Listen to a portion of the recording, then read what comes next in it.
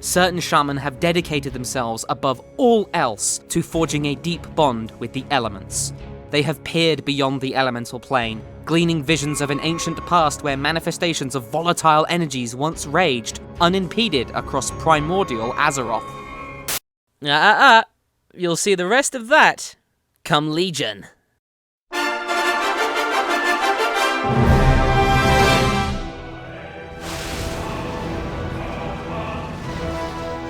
Hello there, ladies and gentlemen, and welcome to the Legion Pre-Patch Elemental Shaman Guide. With Legion just around the corner, the class changes have hit, and that means a lot of changes for our beloved Master of the Elements.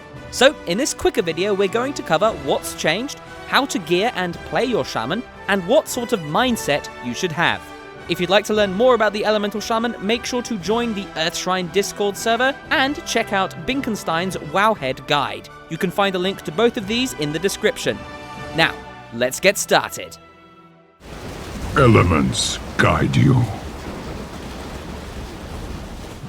The Elemental Shaman remains the master of the elements, quite literally using storm, earth, and fire to destroy their enemies at range. The Legion pre-patch has streamlined a lot of the Shaman's mechanics, and right now we're enjoying a talent overhaul, the removal of a lot of more clunky abilities, and the tweaking of some of our core mechanics. So, let's take a look at what's new. Maelstrom. This is our brand new resource, and it replaces the fulmination mechanic. Think of it as a Fury Bar, except with more elements. It can currently cap at 100, is generated by main spells like Lightning Bolt, Chain Lightning, and Lava Burst, and is consumed by shocks and your Earthquake totem. Maelstrom slowly lowers while out of combat. Abilities that generate Maelstrom will always generate it as soon as the spell is finished casting, not when the projectile hits the enemy.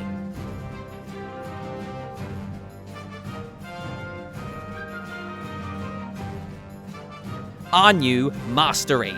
No longer do we have Molten Earth for our Mastery, now we have our old Mastery back. Elemental Overload. This essentially works like Multi-Strike, granting Lightning Bolt, Chain Lightning, and Lava Burst, although it does also affect a bunch of other abilities, a chance to trigger a second free cast for a smaller amount of damage and Maelstrom generation. But since Multi-Strike is removed as a stat, the Elemental Shaman is once again the only specialization that can duplicate their own spells. Totem changes. Totems have seen a lot of mechanical changes. Now, there are no longer any limits at all. You can have as many totems up as you'd like, of as many types as you'd like, and they won't cancel each other out. There's none of that anymore.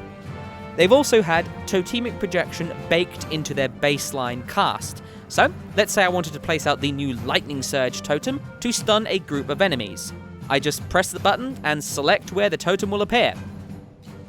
Also notice that you can no longer outrange your targeting reticules, which is, well, that's just fantastic. Changed abilities. There are a lot of them with the Elemental Shaman, so let's start with abilities that we have lost. Brace yourself. We no longer have any of the Warlords of Draenor enhancements. Lightning Shield, Searing Totem, Unleash Flame, Spirit Walker's Grace, Shamanistic Rage, Healing Stream Totem, Healing Rain, Earthbind Totem, Tremor Totem, Capacitor Totem, Grounding Totem, Ascendance, which is now a talent, and Totemic Recall. That might sound pretty painful, but stick with me here. We're working with a new and improved Shaman, so some concessions had to be made. So, what has been changed? Well, Lightning Bolt no longer has a travel time. It's a bolt of lightning, so why would it? It also generates 8 Maelstrom. Chain Lightning can no longer be glyphed, but now hits 5 targets by default, generating 4 Maelstrom per target hit. Lava Burst is no longer a guaranteed critical strike, but will always crit if it hits an enemy with Flame Shock on them. Flame Shock has no cooldown. None of your shocks do. This is great and amazing and very important. However, Flame Shock will consume between 0 and 20 Maelstrom, based upon how much you have when you cast it, to increase its duration. At 0 Maelstrom, the baseline is 15 seconds, and at 20 seconds, it's a 30-second duration. Earthshock also has no cooldown, but it consumes between 10 and 100 Maelstrom to deal a big chunk of damage. Frostshock, do you even remember? Frostshock also has no cooldown and consumes between 0 and 20 Maelstrom, increasing in damage and increasing the slow duration based upon how much is spent. Earthquake has been renamed to Earthquake Totem. It's now instant cast, no longer interacts with chain lightning, and deals physical damage, meaning that it will be reduced by armor. It costs 50 Maelstrom, but has no cooldown, meaning that you can have multiple Earthquake Totems down at once. In the most ideal situation, I think I've been able to have 4 up at once, but only for a very short time. Astral Shift is now baseline, reducing all damage taken with a 1.5 minute cooldown. Fire Elemental and Earth Elemental are no longer totems. You just summon them and they're there as your guardian. No more rogues killing your damn totems. They have to kill the Elemental now. The Fire Elemental is now ranged, lasting for 1 minute, and the Earth Elemental only lasts for 15 seconds. You can have both of them up at once, and they don't share cooldowns. Fire Elemental's cooldown is 5 minutes, Earth Elemental's cooldown is 2 minutes. Healing Surge remains much as it was, consuming our small amount of mana for a big heal. We have a mana bar, we just use it for utility. This is actually quite impressive, so remember to use it if you find yourself caught out. Healing Surge heals for a lot. Purge remains much the same as well, consuming mana, much like Healing Surge does, to remove a magical effect on an enemy. The mana cost just prevents you from spamming it. Ancestral Spirit is also worth a shout out, since resurrection spells are quite rare in Legion. All healers can mass resurrect, but the guild-centric spell, Mass Resurrection, is no longer available, so not everyone can do wipe recovery now. Also, you still have Cleanse Spirit for removing curses, and since mages have lost that ability, your ability at dispelling the curse on Manaroth is even more important now. We still have Hex, Thunderstorm, Bloodlust, Water Walking, and Lava Surge. Those are all intact. Also remember, glyphs are all cosmetic now, so you can't alter your abilities to offer damage increases anymore. So, how does this all play? Well, like this.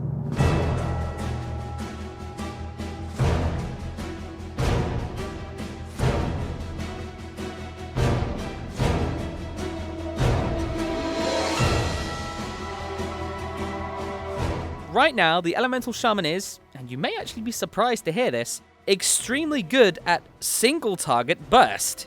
Our sustained single target damage is pretty damn good at this point, and our ability to cleave and multi-dot is better than ever. Here comes the but though. Our sustained area of effect damage has taken a big hit, since we no longer have the interaction between Chain Lightning and Earthquake. I'd argue that this is a good thing, since I was not particularly happy with the RNG related to Chain Lightning and Earthquake. It kind of just made you great on some fights and terrible on others. But that's how it's changed. We should delay no longer. There is war to be waged. It's important to remember that, since artifacts and their associated perks are not available until Legion fully launches, our priorities have changed. For the moment, the recommended build by Shaman across the internet is to focus on your single target burst capabilities. With that in mind, our priority for secondary stats is Critical Strike, then Haste, then Versatility, then Mastery. That may surprise you, since we've normally been all about duplicating our spells, but since a lot of crucial traits are currently locked away in our artifact weapon, this is the build that has been come up with. We focus on Critical Strike because of Ascendance, a talent in the final tier, and we'll discuss how this interaction works in just a bit. For now, double check your gems and enchants, since multi-strike has been removed and stats on gear and enhancements have been changed. Swap out your gear for a focus on Critical Strike and Haste over Mastery, and get a Mark of the Thunderlord enchant for your weapon. This has a chance to increase your Critical Strike, with crits during the buff's duration offering a chance to increase said duration.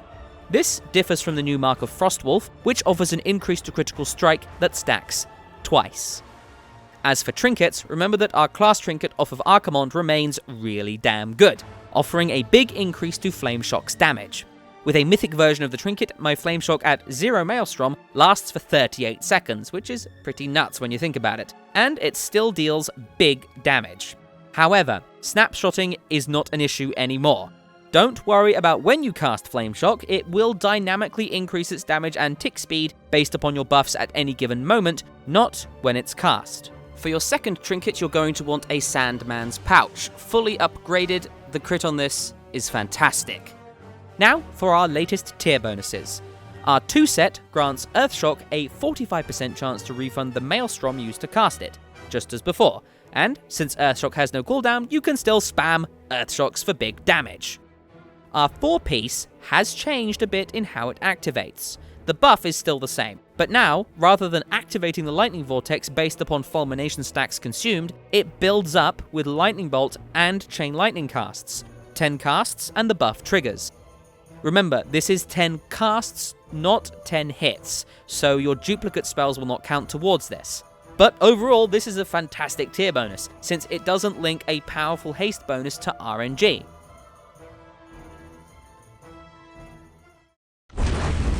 Power courses through me. Now, let's go over the meat and potatoes of the Shaman changes, our talents. In Warlords of Draenor, the Shaman famously suffered from a lot of counterproductive talent choices that did very little to affect their overall output. Now, that has changed, and Elemental is enjoying a variety of new talents. Before we go over them, however, a word about how to swap between your talents. You can change specializations at any time, but talents require you to be in a rest area, like a city, a tavern, or your garrison, or your mind to be calmed using a Tome of the Clear Mind. These are made by scribes and can be bought on the auction house. When used, they allow you to talent swap for 1 minute. Remember, this is not 1 tome per talent, this just allows you to talent swap for 1 minute. You can swap as much as you want, don't waste your tomes. So, let's go over your talents, starting with Tier 1. Path of Flame offers a damage increase to Lava Burst and causes it to spread Flame Shock to a nearby enemy. This does not trigger off of your duplicated spells. The range on this is pretty large, about 8 yards or so, making it a great way to spread Flame Shocks in dungeons, especially on enemies that don't die very fast. So, mythic dungeons basically. Earthen Rage is essentially our Warlords of Draenor mastery, giving damaging spells a chance to throw Molten Earth at the last attacked enemy for bonus damage.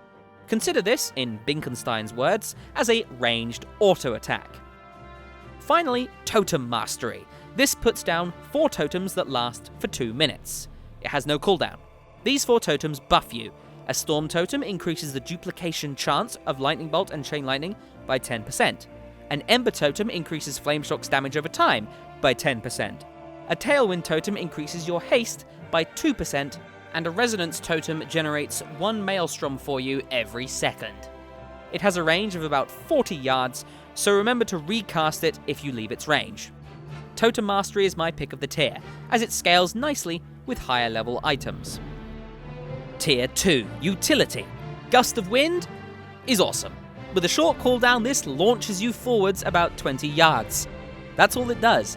But we finally have a mobility ability. Hooray, that's amazing. It's my pick of the tier, assuming that my allies don't require movement speed increases.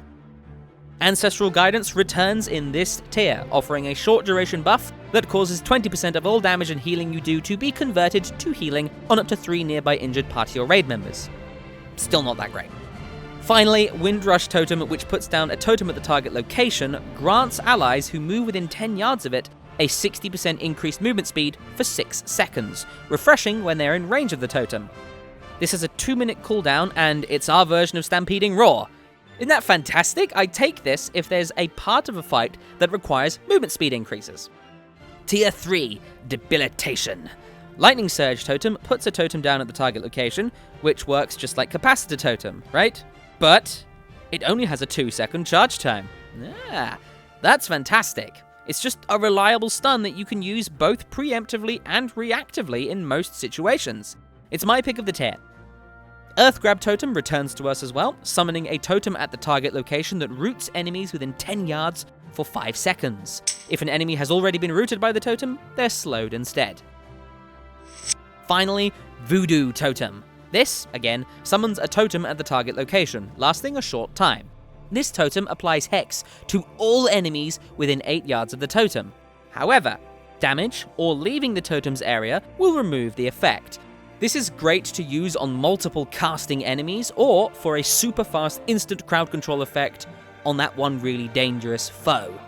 That said, I do seem to have stumbled upon a sort of glitch regarding this ability, as you can see on the screen now when I cast it, only a couple of enemies, maybe one or two, will get crowd controlled, whereas some of them just won't be affected.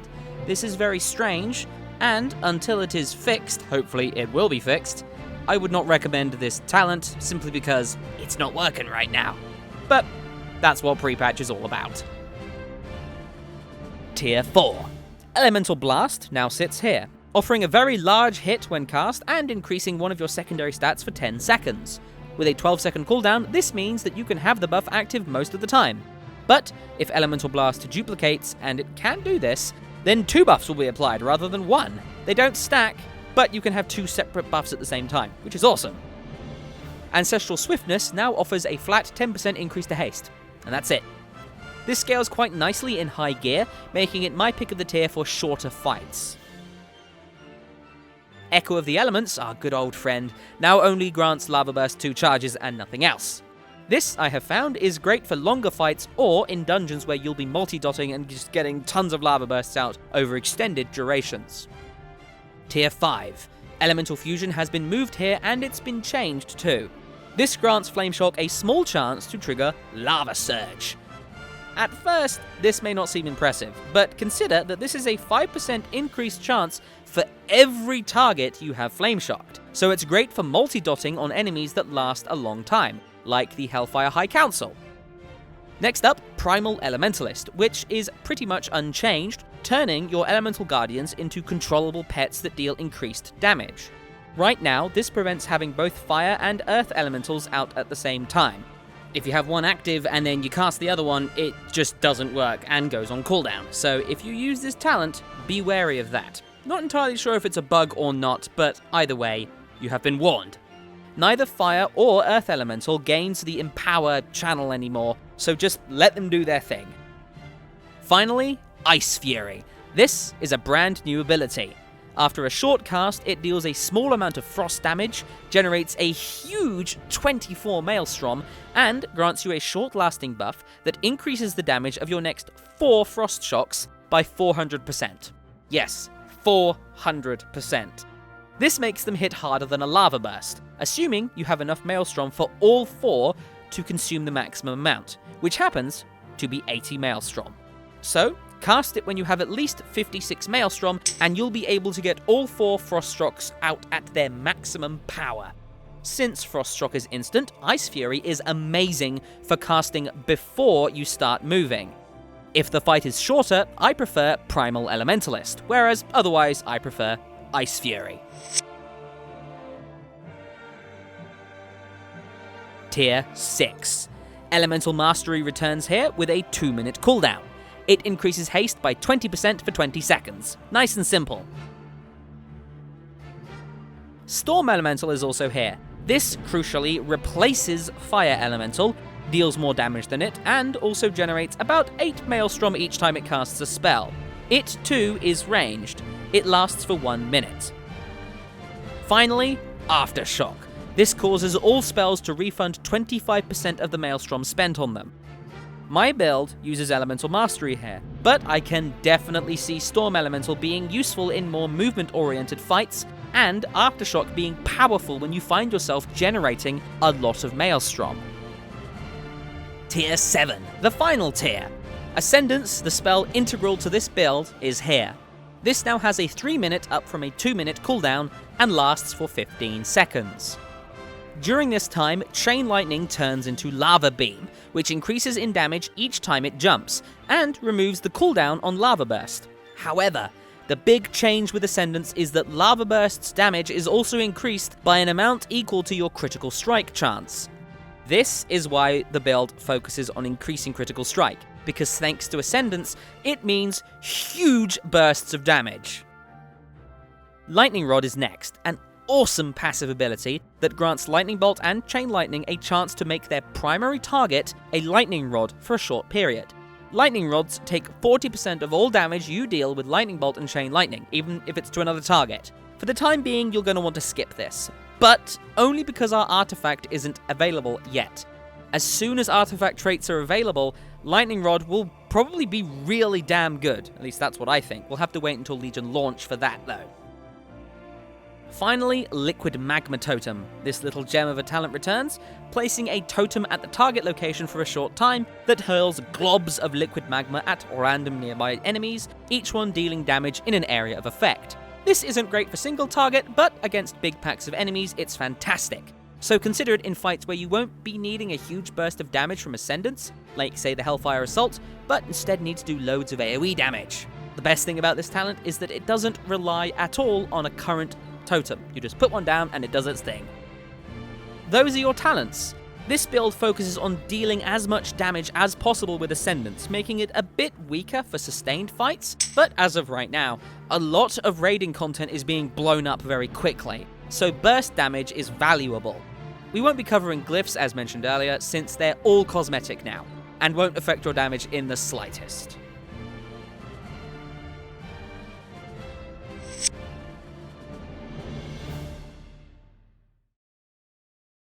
The elements rise against you!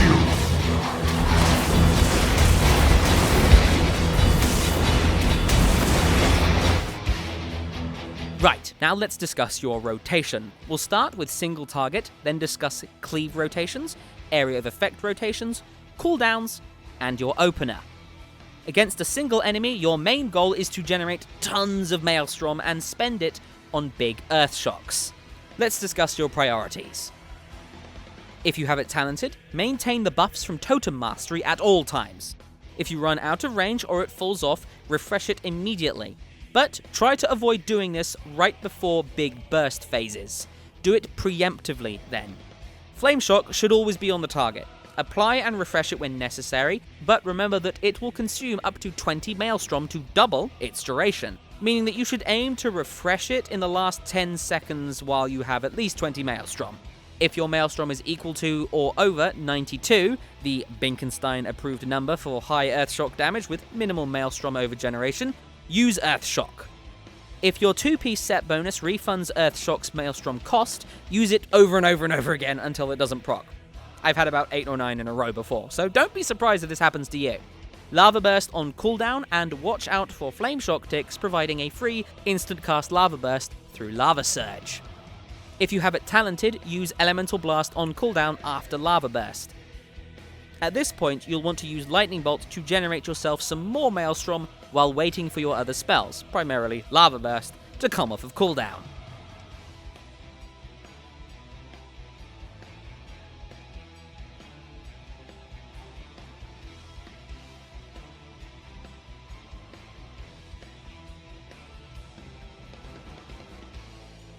If you ever find yourself moving, focus on keeping yourself casting. Never stand there and do nothing.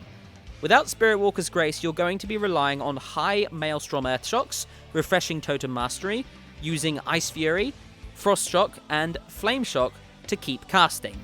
Use Ice Fury within 1 to 5 seconds of having to move. You don't need to use it and then immediately move, since the buff it provides lasts for 15 seconds. Just remember to, ideally, have 80 Maelstrom before you start to move, so all of your Frost Shocks with the Ice Fury buff are at their maximum potential. One important note here is that the Ice Fury and Frost Shock combination actually deals a very heavy amount of single target damage. This means that it's generally worth using it in your single target rotation ahead of everything else, if you're sure you won't be moving in the next 30 seconds. But that is a very long cooldown, so be wary about using this if you feel like at some point you're going to have to move. When in cleave situations, so between 2 to 3 enemies, you'll want to use your single target rotation as discussed, but with a couple of changes. Use Chain Lightning instead of Lightning Bolt, but as long as Chain Lightning will hit 2 or more targets. And make sure Flame Shock is up on every target. You'll be Lava Bursting more than usual as well, which means more Maelstrom and more Earth Shocks.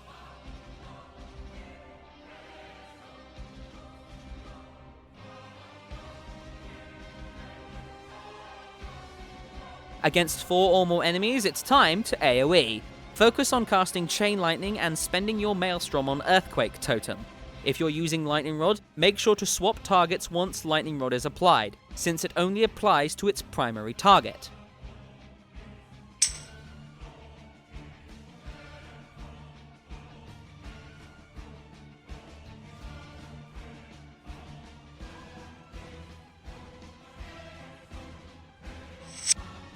When you find yourself against an enemy that needs to die quickly, apply Flame Shock regardless of how much Maelstrom you have, spend your Lava Bursts, Ice Fury regardless of if you need to move or not, and, again, making sure you're at or above 80 Maelstrom, Frost Shock away. If the enemy remains alive afterwards, just do your single target rotation on them. Now for your cooldowns. With this build, we've got Ascendance, Elemental Mastery, and Fire Elemental. Naturally, you'll want to use them all as much as possible. Ascendance has a 3-minute cooldown, Elemental Mastery has a 2-minute cooldown, and Fire Elemental has a 5-minute cooldown. You should use Elemental Mastery and Ascendance together, but do not delay them when one is off of cooldown but the other is not. To quote Binkenstein, who, as I keep mentioning, is pretty damn smart when it comes to this kind of thing, with cooldown-based effects like Lava Burst or Ascendance, the overall damage output is equal to the damage dealt while the cooldown is active, divided by the cooldown of the spell. This means that delaying cooldowns reduces their effectiveness, even when it means stacking 2 cooldowns together. This means that, mechanics of a fight permitting, you should be using Ascendance and Elemental Mastery as soon as they are available. Then, Elemental Mastery will be up 1 minute before Ascendance, Ascendance will then be up 2 minutes before Elemental Mastery, and then, at the 6-minute mark, both spells will be available at the same time. Fire Elemental should be used as early as possible, but right now don't expect to use it more than once per fight. If the fight is longer than 5 minutes, use it early and try to get it out a second time before the fight ends. Now for your opener. Let's assume you have a 10-second pull timer. Let's go over what to do. When your pull timer hits 6 seconds, use Totem Mastery if you have it talented. When your pull timer hits 4 seconds, use Fire Elemental. When the timer hits 3 seconds, pre-pot, meaning use a Dranic Intellect Potion, and either cast Ice Fury if you have it talented, or Lava Burst if you don't. The projectile will fly towards your target with about a second or so left, hitting as the pull begins. Use Flame Shock right as the pull begins to apply it to the target, even if it's a short-lasting debuff. It only needs to be above 15 seconds, which will be easy thanks to the spell you cast before the pull, and if you have the class trinket, it's guaranteed. At this point, go nuts.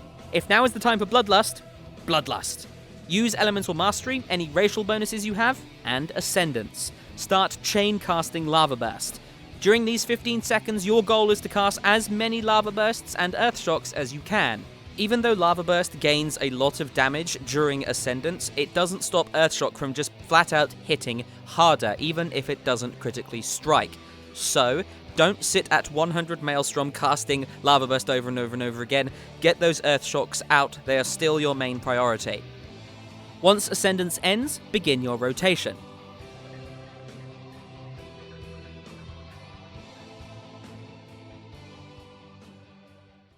Don't tell anyone, but sometimes I turn into a ghost wolf just to slash dance. A lot of add-ons have been broken thanks to the pre-patch, and there aren't actually many macros I'd suggest, but let's cover what we do have, starting with macros. The only macro I would suggest using is an Ascendance macro that will allow you to cast Ascendance, Elemental Mastery, and your racial bonuses all at the same time, for maximum Ascendance potential. As for add-ons, I would definitely suggest WEAKAURAS. This add-on lets you do just about everything, and it's extremely in-depth. In the description you can find a link to my WEAKAURAS for the Legion pre-patch, allowing you to import them for your own use. Additionally, you can view my guides for useful add-ons by clicking on my user interface guide, my WEAKAURAS guide, and my building a user interface guide on screen now. I don't want to go into too much depth with this stuff, so you can view those videos for more information.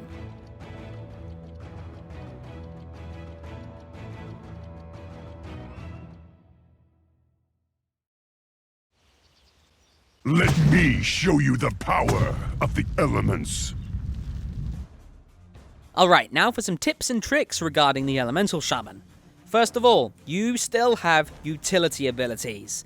Healing Surge can be used when you're out of range of the healers. It heals for a lot. Purge will be hugely helpful against magical buffs on enemies. Lightning Surge Totem can help control groups of enemies. Thunderstorm can knock back dangerous enemies and interrupt those that are casting. Cleanse Spirit is great on, say, Manaroth for removing the Curse of the Legion. Gust of Wind, which is just awesome, I haven't said that enough, is fantastic for moving around. Use it as much as you can and just get used to it. Use it to reposition. counteract knockbacks, dodge abilities, and just move faster. It's just great.